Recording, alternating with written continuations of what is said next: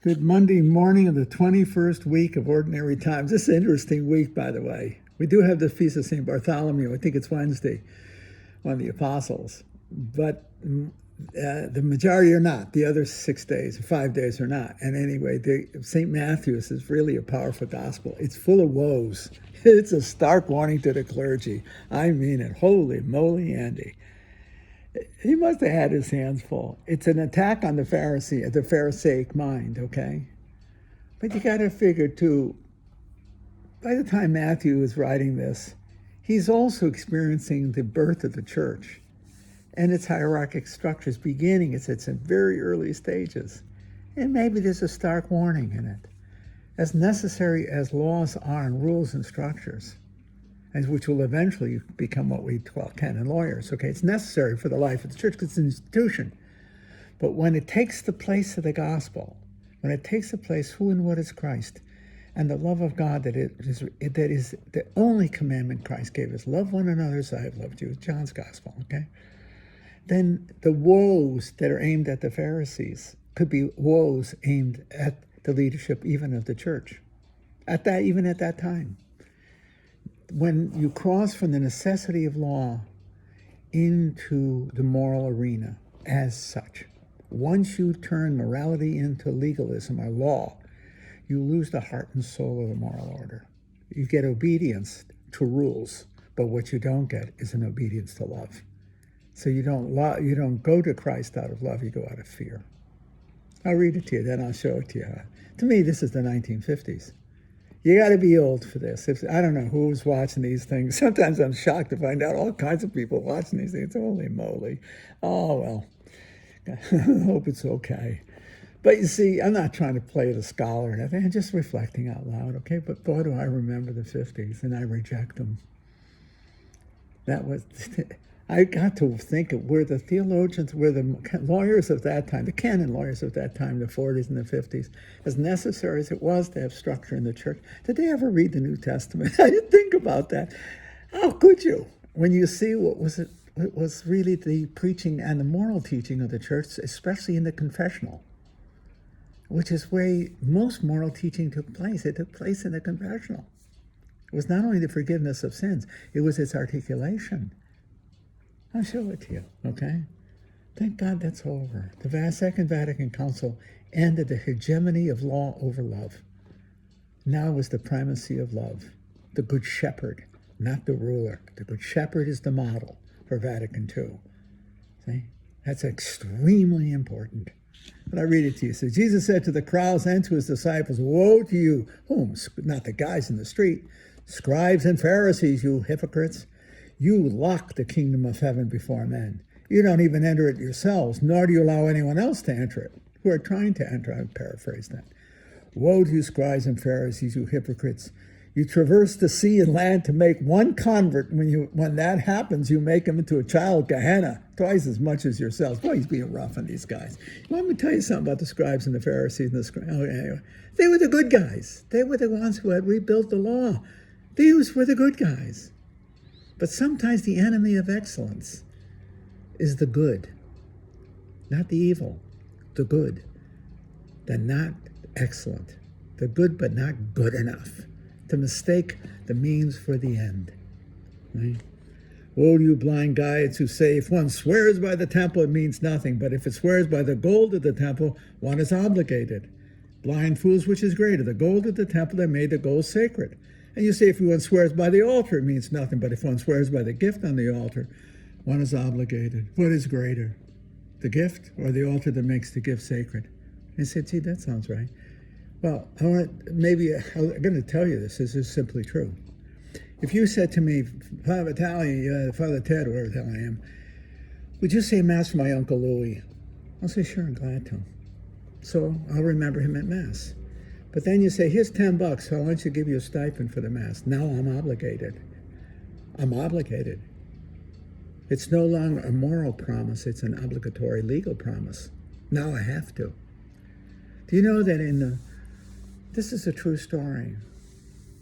And I'm not a scrupulous person, but I am scrupulous about that. You give me a stipend, I write it down, and I make very certain that I have said it. Okay? That's the truth. That is built into us.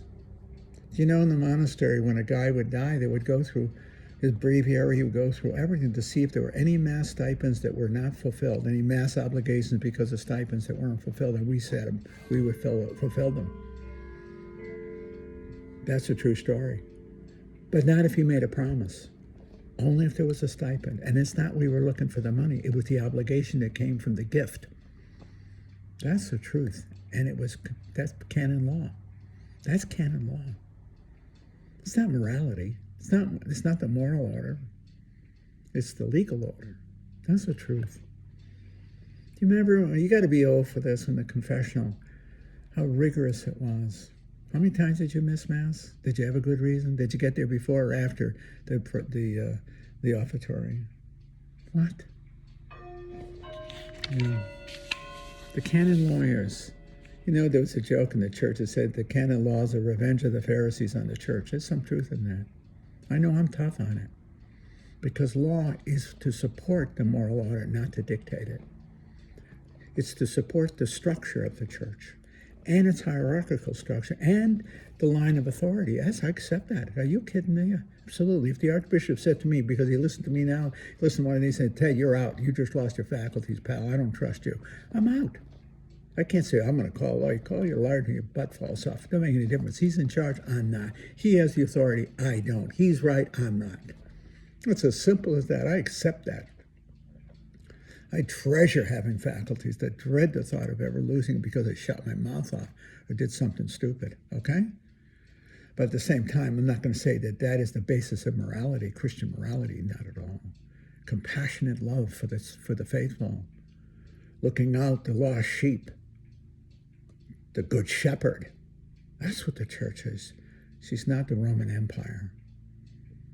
She needs her laws, but in the end, she must be first and foremost a shepherd. And the role of the clergy is to shepherd the flock, not to rule the flock, and not to bring them to a court of law in the confessional.